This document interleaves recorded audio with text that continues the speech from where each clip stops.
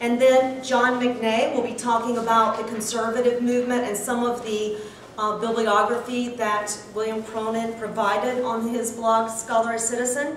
And then Stan Corkin will be talking about the charter school movement in Ohio at the secondary level. And then finally, as a heuristic model, we will conjecture some of the potential ramifications if the University of Cincinnati is converted to a charter university. So I'm going to allow John McNay to take over as Master of Ceremony at this point, but I'm going to give the floor immediately to Allie. I'm Allie Hammond, teaching in the Department of English. This is Alec's website, and I had prepared a very, very brief PowerPoint that unfortunately didn't get sent in my email when I arrived here. But just to give you a little primer on what ALEC is, the American Legislative Exchange Council, and as Stan pointed out, they do make these kind of boilerplate or template type legislative models. This model legislation has the categories that they currently are writing and trying to pass through legislative bodies in the states. Civil justice, they have nice names. Education might be one that we have a specific look at. And this is not something that's new. I mean, it was founded, ALEC was founded in 1981, first as a solution possibility or to brainstorm solutions for the healthcare crisis in 1981 during the Reagan administration. And they are believe in states' rights and federalism, of course, free markets and limited government.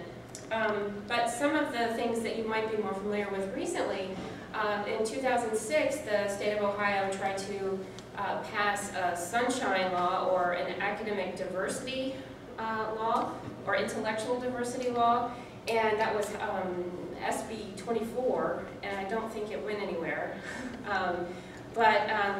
And there were also many states at the same time, like Colorado, Missouri, who were trying to pass the same kind of legislation, and they were, I don't know how involved Horowitz was, who was kind of the face of the Academic Bill of Rights, in trying to get these, make it mandatory for intellectuals to, or college faculty to present alternative viewpoints at the same time.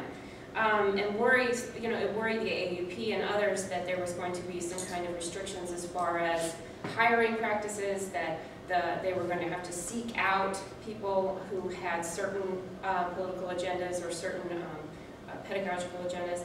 And now you can kind of see, this hasn't really gone that very far. It's right at the top here, the Academic Bill of Rights for Public Higher Education Act.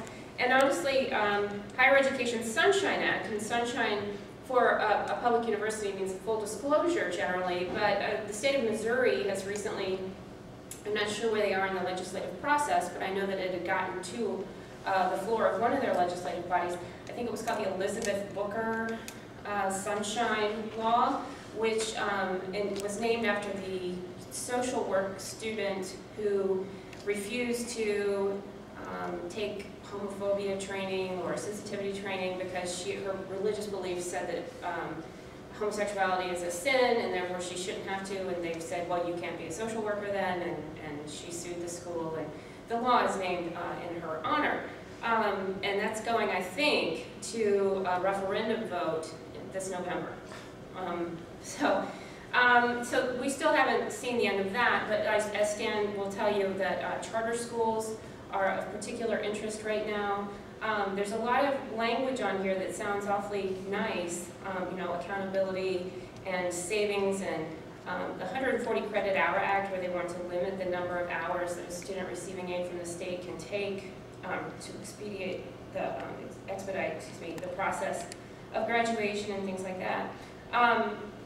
And I think that you'll recognize a lot of these issues. And I'm wondering to myself, because when Walker rolled out his budget repair bill, and then when John Kasich rolled out SB 5, or excuse me, no, not John Kasich, but Shannon Johnson.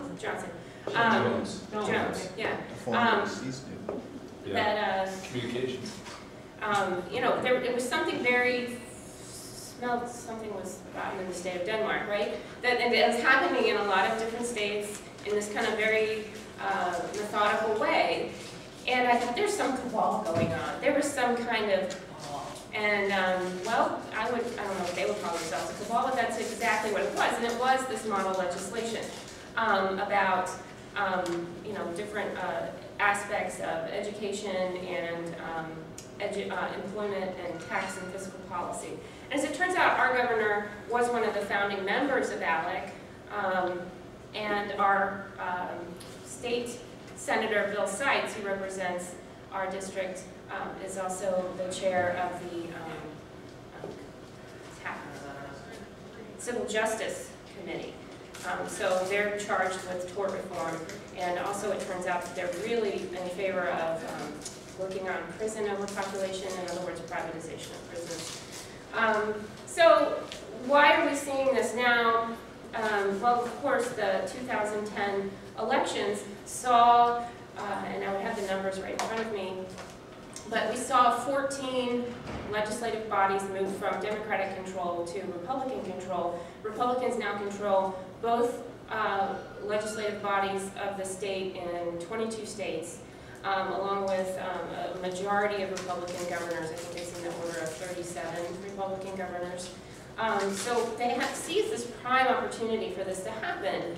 And also a little bit of uncertainty about the Obama Affordable Health Care Act, and the economic turmoil that's been going on. And so it's really a perfect storm. And you add to that, a year ago, the passage, the ruling of Citizens United, which basically declared that campaign finance reform was unconstitutional.